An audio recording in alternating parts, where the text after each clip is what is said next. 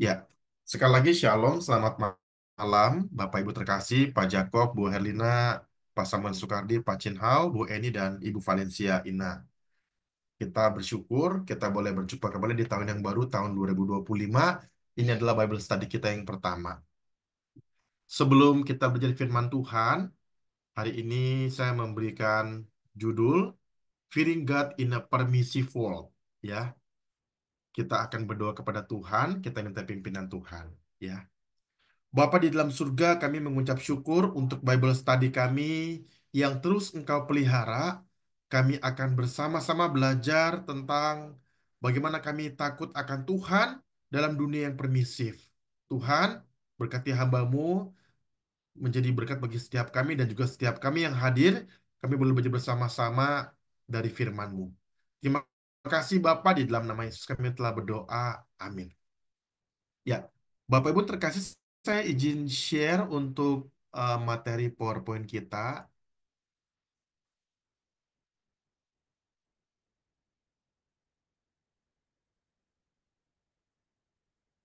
Ya, terlihat ya Bapak Ibu ya. Ya, kita akan belajar sebuah tema Bapak Ibu, yaitu kita hidup takut akan Tuhan di tengah dunia yang permisif. Nanti saya akan jelaskan apa dan seperti apa kehidupan dalam dunia ini. Nah, Bapak Ibu yang terkasih, dalam tahun baru ini kita memasuki 2025. Memang zaman ini sudah melewati zaman postmodern. Di mana kalau kita melihat Bapak Ibu ya, dunia ini tanda kutip agak semakin aneh. Nah, saya akan memperlihatkan dua contoh Bapak Ibu ya dari teknologi yang namanya YouTube ya. Nah, Bapak Ibu, kita pasti membuka YouTube. Mungkin bagi kita ada banyak dari antara kita, mungkin hampir setiap hari kita buka YouTube. Kalau saya setiap hari pasti buka YouTube, dengar lagu, cari informasi dan seterusnya ya. Nah, Bapak Ibu, saya akan tunjukkan dua eh, konten kreator yang bagi saya cukup aneh begitu ya. Yang pertama adalah ada orang namanya Benjamin Bennett. Nah, ini orangnya ya. Benjamin Bennett ini dia bikin video, Bapak Ibu bayangkan, cuman dua. Sitting and smiling, lalu walking and talking, ya. Duduk dan tersenyum. Dia bikin konten itu Bapak Ibu cuman duduk, tersenyum, ya. Cuman duduk dan tersenyum. Tapi yang subscribe itu Bapak Ibu 332.000 orang. Bayangin. Setiap dia bikin ini Bapak Ibu bisa di layar Bapak Ibu, dia cuma duduk dan tersenyum. Duduk senyum aja, diam. Cuma senyum. Yang nonton ini video 261, 11.000 orang, 11.900 orang yang nonton. Yang video 260, 43.000. Dia cuma duduk Bapak Ibu, dia duduk doang loh Bapak Ibu. Dia rekaman seperti itu. Bahkan kadang-kadang dia tahan kencing, dia sampai kencing ngompol di celana. Cuman bikin video duduk dan tersenyum. Lalu ada lagi walking and talking. Jadi dia cuman jalan-jalan ngobrol aja, ngobrol apa nggak jelas apa gitu ya. Inilah dunia yang kita punya Bapak Ibu ya. Rasanya kok aneh ya. Tapi ada yang nonton Bapak Ibu. Dan saya pernah lihat video dia, lalu banyak yang komen gitu loh. Oh, di menit ke segini dia senyumnya bagus. Cuman nonton orang tersenyum aja, nggak ngapa-ngapain. Yang kedua Bapak Ibu, tadi Benjamin Bennett ya, Benjamin Bennett. Ini orangnya nih. Yang kedua, Bapak Ibu, ada satu konten kreator namanya tuh di YouTube namanya How to Basic. Ya, ngapain Bapak Ibu? Dia cuma begini loh. Nanti ada printer digilas pakai mobil, dihancurin printernya, ditabrak, hancur, hancur, hancur, hancur, hancur. Dilemparin telur, lemparin apa? Aneh-aneh. Nanti kadang dia ada misalnya barang gitu, laptop, dipecahin sama dia, dihancurin, dipecahin, dilempar, dibanting, sampai itu laptop tuh sampai pecah-pecah berkeping-keping, nanti disapu, dipukul pakai sapu, pokoknya dia bikin konten tuh aneh-aneh, kayak ngerusak gitu loh. Nanti ada boneka, ditusuk bonekanya dihancurin gitu. Jadi, tapi yang anehnya Bapak Ibu ya, subscribernya 16,7 juta, yang nonton tuh jutaan orang yang nonton, ratusan ribu sampai jutaan orang. Kadang-kadang dia terbangin drone. Nanti drone-nya dihancurin, dia dipecahin. Udah dihancurin, nanti drone-nya dilempar pakai tepung, dimasuk di teflon. Drone itu loh, alat untuk terbang itu loh yang buat foto-foto. Nanti dia taruh di dalam panci, digoreng-goreng sama dia, dikasih tepung, dikasih wortel, dikasih acetate butter. Pokoknya aneh-aneh. Nah, inilah dunia yang tanda kutip saya pikir kok semakin aneh dunia ini ya. Dunia ini semakin aneh. Ini loh, jadi ya, how to speed up Ayo nanti dia hancurin supaya dia bikin itu aneh-aneh aja. Nah ini how to basic. Bapak Ibu kalau nanti mau lihat, cek di internet how to basic, nanti lihat videonya kayak apa. Videonya aneh sekali, ya. Nah Bapak Ibu, inilah dunia yang dikatakan welcome to a permissive world. Permissive itu maksudnya dunia ini tuh semua boleh. Apa aja boleh, terserah kamu deh mau ngapain. Ini gambarnya saya kasih lihat Bapak Ibu, gambar ini adalah gambar eh, transgender tercantik di Thailand. Namanya Nong Poi. Nah ini ya, yang di kiri ini waktu dia masih muda laki-laki, yang kanan ini waktu dia sudah gede jadi cewek, jadi perempuan, dia operasi kelamin, cantiknya luar biasa Bapak Ibu. Cantiknya luar biasa. Bapak Ibu, selamat datang di dunia permisif. Dunia ini apa saja boleh. Kamu mau ngapain boleh, mau suka-suka hati boleh, mau ngapain boleh terserah. Ya. Nah, Bapak Ibu, dulu ya Bambang itu nama laki-laki, ya. Yuli nama perempuan. Sekarang perempuan namanya Bambang. Ada teman saya namanya Eliana Bambang. Ya. Nanti ada juga teman saya dulu ada jemaat di Makassar namanya Yuli, Pak Yuli laki-laki, ya. Nah, Bapak Ibu inilah dunia kita. Dulu Bapak Ibu perempuan rambutnya panjang, laki-laki rambutnya pendek. Sekarang dibalik boleh, suka-suka hati. Perempuan rambutnya pendek sekali, laki-laki rambutnya panjang sekali. Dulu Bapak Ibu perempuan pakai rok, laki-laki pakai celana. Sekarang perempuan pakai celana, laki-laki pakai rok. Boleh, terserah. Dulu wanita pakai anting-anting, zaman dulu. Sekarang pria pakai anting-anting. Inilah dunia yang mengizinkan apa saja. Kamu mau apa terserah. Bapak Ibu, kenapa bisa demikian?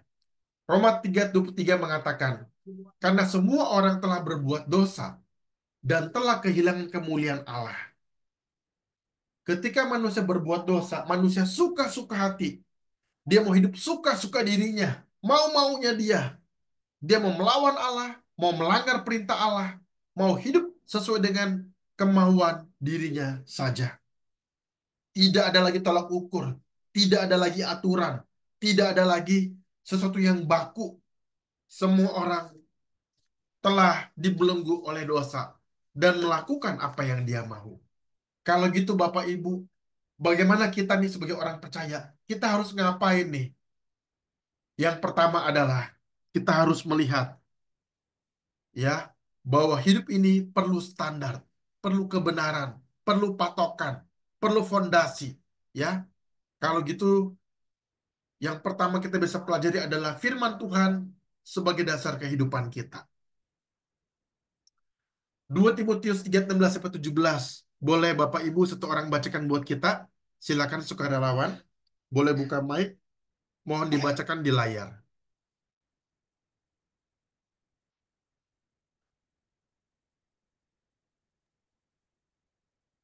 Segala tulisan yang diilhamkan Alkitab memang bermanfaat untuk mengajar, untuk menyatakan kesalahan, untuk memperbaiki kelakuan, dan untuk mendidik orang dalam kebenaran.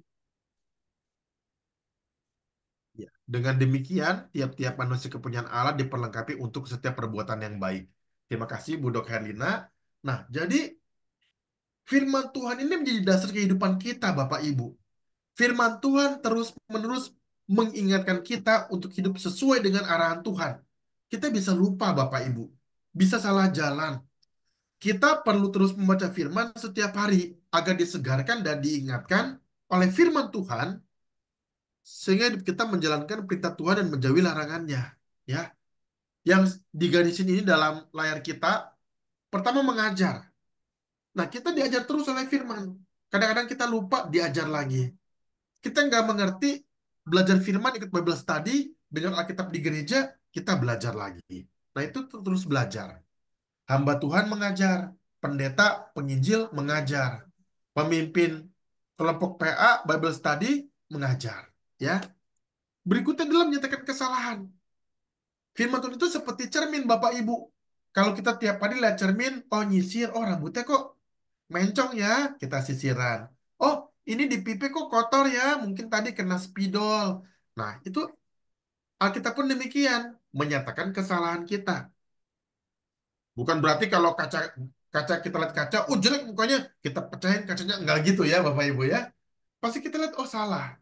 Alkitab waktu bilang, oh kita salah. Oh iya, saya mau belajar dari kesalahan, jangan lakuin kesalahan lagi. Nah, kita terus belajar dari Alkitab. Garis yang ketiga, memperbaiki kelakuan. Nah, mungkin kita kurang, sudah berbuat baik Bapak Ibu, tapi kita kurang nih sedikit. Kita belajar lagi dari teladan Alkitab. Teladan Yusuf, teladan Daud, teladan Abraham, teladan Musa, dan seterusnya. Memperbaiki kelakuan. Oh, apalagi bisa diperbaiki nih. Oh, ini kurang baik nih. Sudah baik, tapi kalau bisa kita lebih lagi mengasihi. Nah, itulah fungsi Alkitab. Memperbaiki kelakuan kita. Lalu, garis yang keempat, maksudnya highlight yang keempat, mendidik orang dalam kebenaran. Nah, kita bukan aja harus hidup baik, tapi juga harus hidup benar. Nah, maka waktu kita belajar Alkitab, kita dididik sama Tuhan. Oh, belajar lagi. Bapak Ibu bukan cuma Bapak Ibu yang belajar firman Tuhan. Hamba-hamba Tuhan pun perlu. Para pendeta yang tiap minggu khotbah juga harus belajar Alkitab. Jadi bukan saja kita semua yang belajar Alkitab. Tapi semua orang, tua muda, besar kecil, miskin kaya, orang Asia, orang Amerika, semua orang belajar Alkitab. Maka poin pertama ini memberikan kesimpulan, dengan demikian tiap-tiap manusia kepunyaan Allah diperlengkapi.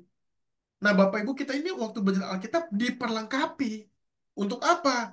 Untuk setiap perbuatan yang baik. Jadi sudah berbuat baik diperlengkapi lagi. Kan makin bagus Bapak Ibu, benar nggak?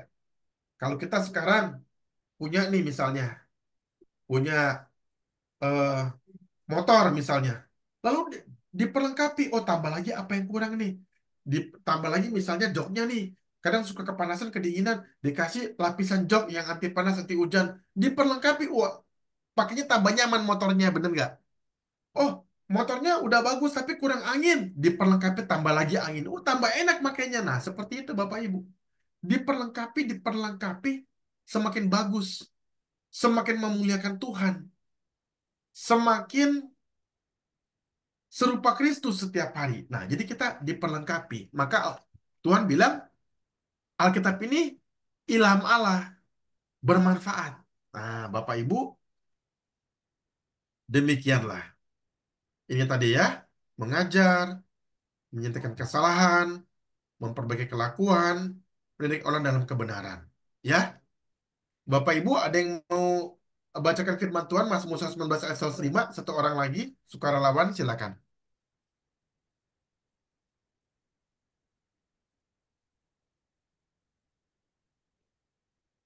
Ya, apakah ada sukarelawan? Silakan satu orang.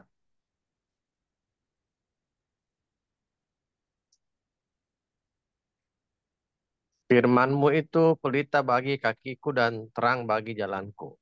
Iya, terima kasih Pak Jakob sudah membacakan.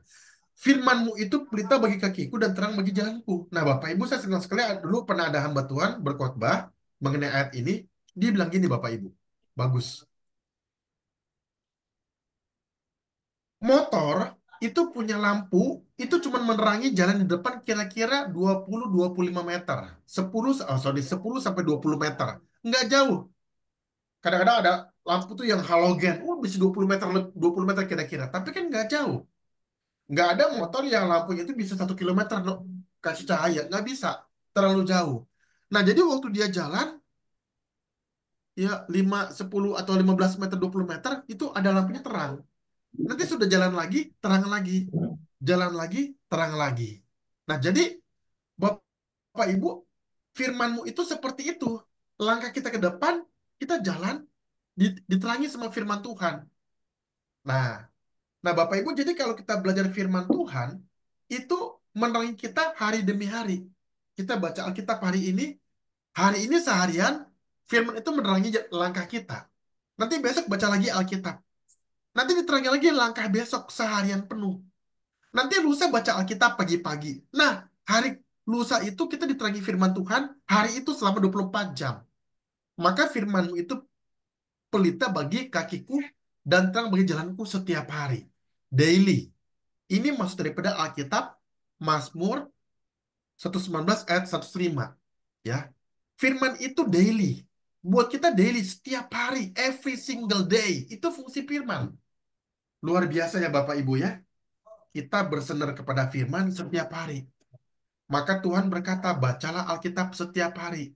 Bacalah Alkitab dengan teratur, disertai doa kepada Tuhan. Supaya waktu kita baca, kita dikasih hikmat untuk mengerti firman itu. Dengan demikian, kita bisa melakukan firman dalam kehidupan kita. Bapak Ibu yang terkasih, ini Alkitab seperti lampu sorot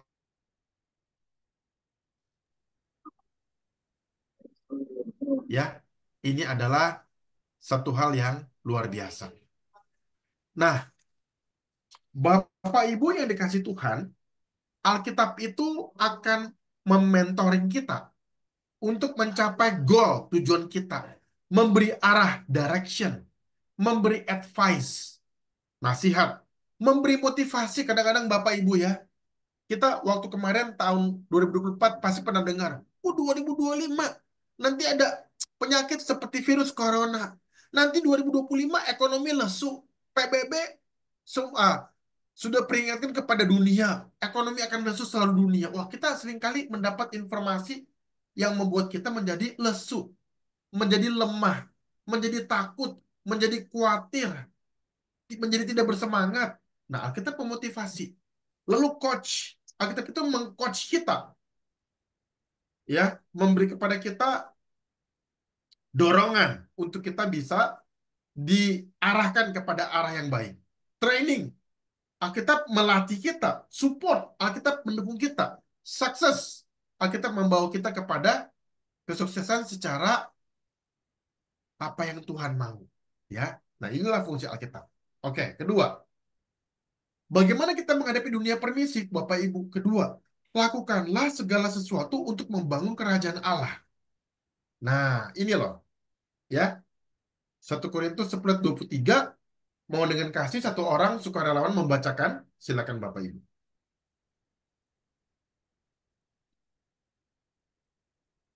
Apakah ada satu orang yang mau sukarela membacakan ayat ini? Silakan.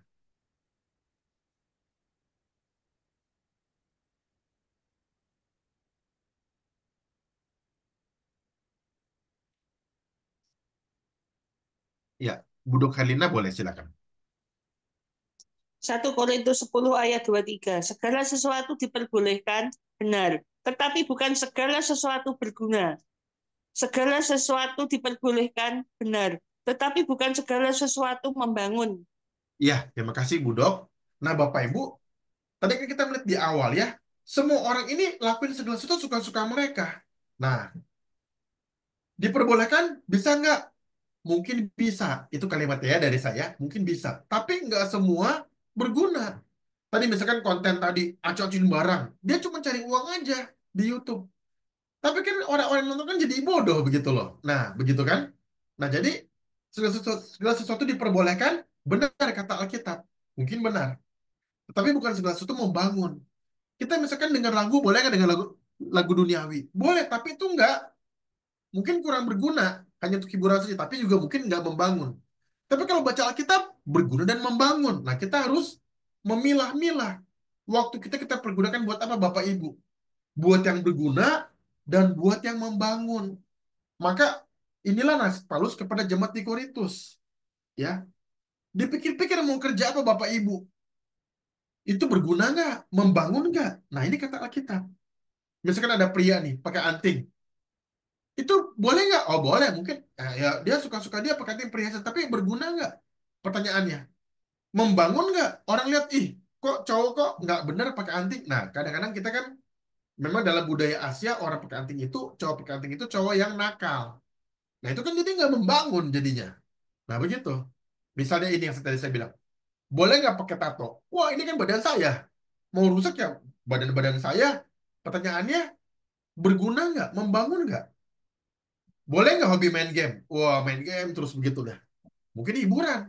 Tapi kalau kita terus-terusan main game, nggak membangun. Boleh nggak ganti-ganti pasangan? Nah, ini sebagai contoh Bapak Ibu ya. Saya memberi beberapa arahan buat kita menghadapi dunia yang permisif. Ganti-ganti pasangan, tentu ini nggak benar. Pasti nggak boleh. Nggak sesuai firman Tuhan. Ya. Nah, jadi Paulus itu sebenarnya kasih kita pertanyaan retoris, Bapak Ibu. Segala sesuatu boleh, tapi tidak segala sesuatu tidak membangun. Segala sesuatu boleh, tapi tidak berguna. Nah, jadi ini adalah retoris sebenarnya. Paulus bukan berarti segala sesuatu boleh, enggak. Tapi dia mau arahin kita kepada pemikiran, apakah itu berguna, apakah itu membangun, itu ajaran firman Tuhan. Jangan salah menafsir. Jangan kita bilang, itu kata Paulus segala sesuatu boleh. Enggak. Paulus itu pakai kalimat pertanyaan retoris gitu loh. Nah, ganti-ganti pasangan, ganti pacar, tentu juga nggak boleh. Apalagi ganti istri, ganti suami. Udah pasti nggak boleh. Boleh nggak pria pakai anting? Tadi saya bilang, nggak membangun, nggak berguna. Nah, kalau gitu, melakukan segala sesuatu untuk apa? Matius 6 ayat 33. Ya, tetapi carilah dahulu kerajaan Allah dan kebenarannya. Maka semuanya itu akan ditambahkan kepadamu. Maksudnya apa Bapak Ibu? Maksudnya adalah yang kita lakukan itu buat membangun kerajaan Allah. Ya, maka kita harus melakukan apa? Melakukan seperti yang Kristus lakukan. Ya, semua yang adil, semua yang mulia, semua yang patut dipuji, pikirkanlah semuanya itu. Ya kan? Semua yang kudus. Nah, kita mau melakukan apa yang Kristus lakukan selama di bumi ini untuk membangun kerajaan Allah. Yang belum ke gereja rajin, mari ke gereja rajin. Yang belum baca Alkitab sungguh-sungguh, mari baca Alkitab sungguh-sungguh. Yang belum berdoa dengan tekun, mari berdoa dengan tekun. Kerajaan Allah, Bapak Ibu. Ini bicara mengenai kerajaan Allah. Untuk membangun pemerintahan berdasarkan fondasi firman Tuhan. Gitu loh. Nah, itu adalah kerajaan Allah. Ya. Jadi kita bekerja nih, Bapak Ibu. Sudah bekerja, punya uang, kita pakai untuk apa? Untuk pelayanan. Kita pakai untuk waktu yang kita punya di sela-sela pekerjaan, kita bawa jiwa buat Tuhan. Kita ajak orang yang belum kenal Tuhan ke gereja. Nah, seperti itu. Kita ajak orang yang belum belajar Alkitab dengan sungguh-sungguh, ikut Bible study. Nah, ini adalah mencari kerajaan Allah. Sesuatu hal yang fundamental, yang bersifat esensial. Ya, satu hal yang bersifat urgent, penting. Itu kerajaan Allah, Bapak Ibu.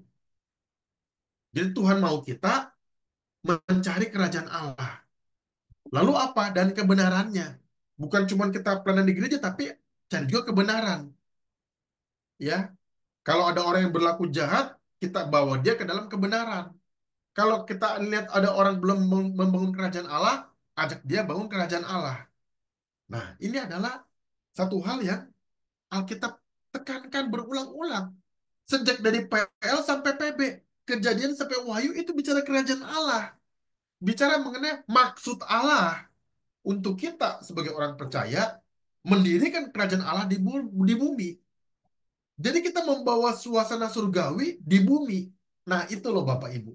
Nah, ini adalah satu hal yang kita harus terus pelajari setiap hari dan bahkan setiap waktu. Sebisa kita. Maka waktu kita berdoa kepada Tuhan dalam doa Bapa kami, Tuhan Yesus bilang, datanglah kerajaanmu, jadilah kehendakmu di bumi seperti di sorga. Nah itu loh Bapak Ibu. Tuhan Yesus pun mengafirmasi mengenai kerajaan Allah ini dalam doa yang harus diucapkan oleh orang percaya. Nah gitu loh. Ya Bapak Ibu, upayakan pembangunan kerajaan Allah di bumi. Nah jadi kita Bapak Ibu tahun baru ini 2025 saya membawa firman Tuhan ini. Saya berharap Bapak Ibu, yuk, mari kita bangun kerajaan Allah yuk. Jangan kita hanya membangun perusahaan kita, pekerjaan kita, terus kita cari uang setiap hari. Lupa sama Tuhan, lupa baca Alkitab, lupa mencari maksud kehendak Allah. Jangan Bapak Ibu. Mari yuk kita tahun 2025 ini kita komitmen mengupayakan pembangunan kerajaan Allah di bumi. Selagi masih ada waktu, selagi masih sehat Bapak Ibu.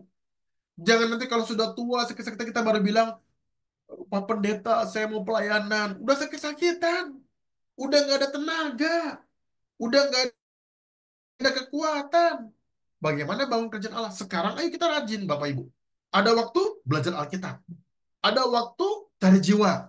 Ada waktu pelayanan. Nah, gitu loh. Ini adalah mengupayakan pembangunan kerajaan Allah di bumi. Oke, ketiga terakhir, jadikan Kristus sebagai teladan hidup kita. Ya, ini ayatnya. Boleh satu orang dengan kasih bacakan ayat di layar kita, silakan. Iya. Ada yang mau sukarelawan? Silakan. Hendaklah kamu dalam hidupmu bersama menaruh pikiran dan perasaan yang terdapat juga dalam Kristus Yesus, yang walaupun dalam rupa Allah tidak menganggap kesetaraan dengan Allah itu sebagai milik yang harus dipertahankan, melainkan telah mengosongkan dirinya sendiri dan mengambil rupa seorang hamba dan menjadi sama dengan manusia. Dan di dalam keadaan sebagai manusia, ia telah merendahkan dirinya dan taat sampai mati, bahkan sampai mati di kayu salib. Iya, terima kasih Bu Dok. Nah, Bapak Ibu, poin ketiga, jadikanlah Kristus sebagai teladan hidup kita. Nah, ini Bapak Ibu, ini satu hal yang menjadi hal yang akan memberi kepada kita dorongan. Waktu kita mau hidup dalam dunia yang prinsip ini, siapa patokan kita? Tuhan Yesus. Ya. Nah, idola kita siapa? Nah, Bapak Ibu, seringkali orang mempunyai idola itu satu hal yang dunia ajarkan. Wah, idol kita orang Korea, film Korea. Wah, cowok-cowoknya ganteng-ganteng, cewek-ceweknya cantik-cantik. Nah, kita mulai. Wah, dia punya lagu bagus. Oh, dia punya. Kadang-kadang kita punya idol seperti itu loh, Bapak Ibu. Idol kita apa? Tokoh sepak bola. Idol kita siapa? Artis. Nah, itu. Maukah Anda mengidolakan Tuhan Yesus? Nah, ini loh, Bapak Ibu. Mari kita mengidolakan Tuhan Yesus dalam kehidupan kita. Bapak Ibu terkasih, kira-kira 10 tahun yang lalu, sudah cukup lama ya. Sorry, kira-kira 20 tahun, 20 tahun yang lalu, 2004 kira-kira. Saya pernah belajar sebuah buku dan bukunya saya pernah beli, Cat and Dog Theology. Ini adalah buku yang mengajarkan kepada kita rethinking, rethinking our relationship with our master, living passionately for the glory of God. Nah, Bapak Ibu, buku ini secara sederhana ajarin kita gini loh. Kita ini kepada Tuhan seperti kucing atau seperti anjing. Nah, Bapak Ibu, ini hal yang menarik ya. Kalau anjing berkata seperti ini, kamu memelihara saya, kamu memberi saya makan, kamu menjaga saya, kamu mengasihi saya, kamu pasti Tuhan. Tapi kalau kucing beda, Bapak Ibu. Kucing bilang kayak gini, kalau kamu memelihara saya, kamu memberi saya makan, kamu menjaga saya, kamu mengasihi saya pasti Tuhan. Nah, ini Bapak Ibu ya. Ini menarik Bapak Ibu. Ini teologi yang menarik yang saya coba pelajari. Nah, kadang-kadang kita itu seperti kucing. Kita pikir, wah Tuhan baik sama saya. Tuhan nolong saya, Tuhan yang mengasihi saya. Saya Tuhan, begitu loh. Harusnya kita seperti, tanda kutip, seperti anjing. Tanda kutip ya Bapak Ibu ya, dari cerita Cat and Dog Theology. Kamu memberi saya makan Tuhan. Kamu kasih saya penjagaan. Kamu mengasihi saya, kamu pasti Tuhan. Nah Bapak Ibu, menjadikan Kristus sebagai teladan hidup adalah seperti teologi anjing. Bahwa kita mau mengasihi Tuhan karena Tuhan sudah menolong kita. Tuhan sudah menciptakan kita. Tuhan memelihara kita. Bahkan Tuhan menyelamatkan kita waktu kita hidup dalam dosa, Bapak Ibu. Dengan memberikan Yesus yang kelahirannya kita rayakan bulan lalu. Nah, inilah menjadikan Kristus sebagai teladan hidup kita, Bapak Ibu. Luar biasa nggak ajaran ini? Wow, luar biasa, Bapak Ibu. Mari kita sungguh-sungguh ya ikut Tuhan. Berikutnya bicara mengenai Yusuf yang menjadikan Bapa sebagai fokus hidupnya. Ini adalah teladan yang luar biasa dalam Kejadian 37 sampai Kejadian 50.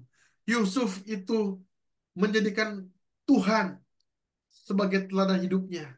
Walau dia sulit jadi budak, dia ditipu, apa namanya, digoda oleh istri Potifar, tapi dia mau jadikan Tuhan sebagai fokus hidupnya.